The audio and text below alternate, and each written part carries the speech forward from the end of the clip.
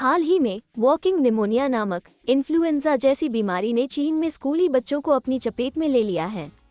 इस बीमारी का कारण अज्ञात है, लेकिन विशेषज्ञों का मानना है कि यह माइकोप्लाज्मा निमोनिया से जुड़ा हो सकता है, जो एक सामान्य जीवाणु संक्रमण है जिसे वॉकिंग निमोनिया के रूप में जाना जाता है। साथ ही विश्व स्वास्थ्य संगठन ने भी चीनी सरकार से इस बीमारी के प्रकोप पर एक विस्तृत रिपोर्ट प्रदान करने का आग्रह किया है, तथा चीनी अधिकारियों का दावा है कि इसमें माइकोप्लाज्मा निमोनिया, एडेनोवायरस और इन्फ्लुएंजा वायरस जैसे परिचित रोगजनक शामिल हैं, जो सार्स कोरोनावायरस जैसे नए रोगजनकों से अलग है। आइए जानते हैं कि वॉकिंग निमोनिया क्या है। वॉकिंग निमोनिया, जिसे एटिपिकल निमोनिया भी कहा जाता है, यह माइकोप्लाज्मा निमोनिया जैसे बैक्टीरिया के कारण होने वाला निमोनिया का एक हल्का प्रकार है। इसे फ्लेग्मोनाइटिस कहा जाता है क्योंकि लक्षण अक्सर इतने हल्के होते हैं कि रोगी बिस्तर पर आराम या अस्पताल में भर्ती हुए बिना अपना दैनिक जीवन जारी रख सकते हैं। ये बीमारी बच्चों में अधिक आम है, विशेषकर 5 से 15 वर्ष की आयु के बच्चों में, जिनका स्कूल में एक दूसरे से निकट संपर्क होता है और वे इसे आसानी से अपने परिवारों में संक्रमण फैला सकते हैं। लेकिन इस बीमारी का संक्रमण फैलता कैसे है? माइकोप्लाज्मा निमोनिया एक व्यक्ति से दूसरे व्यक्ति में सांस की बूंदों के माध्यम से फैलता है, जो किसी के खांसने या छींकने पर निकलती है। बैक्टीरिया कुछ लोगों की नाक या गले में भी पाया जा सकता है, जिनमें कोई लक्षण नहीं होते हैं। जो लोग संक्रमित हैं वे बेहतर महसूस करने के बाद भी 4 सप्ताह तक बैक्टीरिया फैला सकते हैं। माइकोप्लाज्मा निमोनिया संक्रमण होने का जोखिम उन लोगों में अधिक होता है जो स्कूल, छात्रावास, सैन्य बैरक या नर्सिंग होम जैसी भीड़ भाड़ वाली जगहों पर रहते हैं या काम करते हैं। जिन लोगों की प्रतिरक्षा प्रणाली कमजोर है, फेफड़ों की पुरानी बीमारियां हैं या अन्य स्वास्थ्य स्थितियां हैं, वे भी संक्रमण से होने वाली जटिलताओं के प्रति अधिक संवेदनशील हो सकते हैं।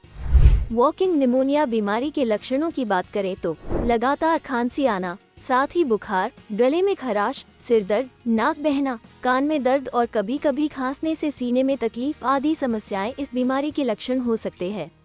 अब जानते हैं कि आखिर इस बीमारी से कैसे बचा जा सकता है। चूंकि इस बीमारी से बचाव हेतु WHO ने बीमार लोगों से दूरी बनाए रखने, बीमार होने पर घर पर रहने, मास्क पहनने, अच्छा वेंटिलेशन मेंटेन करने और नियमित रूप से हाथ धोने की सलाह दी है।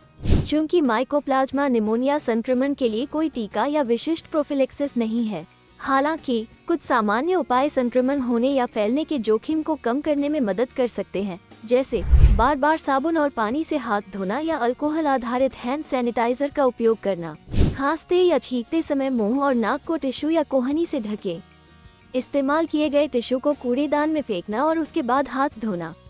ऐसे लोगों के निकट संपर्क से बचें जो बीमार हैं या जिनमें श्वसन संबंधी लक्षण हैं।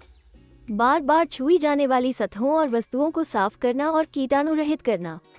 इसके अलावा आमतौर पर संक्रमण पैदा करने वाले विशिष्ट बैक्टीरिया से उपचार हेतु एंटीबायोटिक दवाएं ली जा रही है। अब जानते हैं उन पहलों और कार्यक्रमों के बारे में जो निमोनिया से निपटान हेतु भारत व विश्व द्वारा अपनाए गए हैं। भारत ने निमोनिया को सफलतापूर्वक बेअसर करने के लिए सांस कार्यक्रम शुरू किया है, जिसका पूरा नाम है social awareness and action to neutralise pneumonia successfully. इस कार्यक्रम का उद्देश्य निमोनिया के कारण होने वाली बाल मृत्यु दर को कम करना है, क्योंकि हर साल 5 वर्ष से कम उम्र के बच्चों की मृत्यु में लगभग 15% मृत्यु निमोनिया के कारण होती है। और भारत सरकार का लक्ष्य 2025 तक निमोनिया से होने वाली बच्चों की मौतों को प्रति 1000 जीवित जन्मों पर 3 से कम करने का करना है। 2014 में भारत ने डायरिया और निमोनिया से संबंधित 5 साल से कम उम्र की मौतों की न्यूनतम करने के लिए निमोनिया और डायरिया की रोकथाम और नियंत्रण के लिए एकीकृत कार्य योजना की शुरुआत की।